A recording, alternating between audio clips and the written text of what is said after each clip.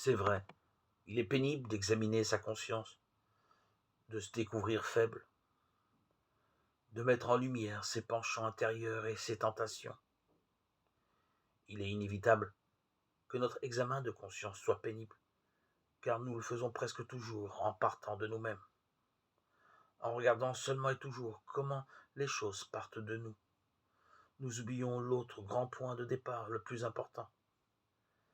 Cet appel positif de Dieu, cette image de Dieu en nous telle que l'Évangile nous la propose dans le regard du Christ. Hélas, ce n'est même pas cela. Nous réduisons cet appel de Dieu à n'être qu'une règle, à n'être qu'un commandement, en oubliant que Dieu avait donné ses commandements à son peuple, après lui avoir dit « Souviens-toi toujours que je t'ai fait sortir de la terre, de l'esclavage, que je suis venu pour te rendre libre. » C'est pour rendre le peuple libre, pour le sauver, que les commandements étaient donnés. Or, de ces commandements, nous avons fait non pas le moyen d'une libération, mais une clôture, comme ce berger avare à sa manière, qui chaque jour déplace le fil de la clôture électrique. Il en résulte que les bêtes broutent le long du fil et en dessous.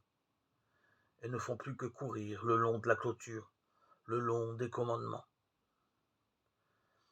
Il en va ainsi de notre morale limite. On a oublié que l'important était que l'herbe soit bonne et que le temps soit beau. Nous ne regardons que la clôture et nous n'écoutons plus l'appel.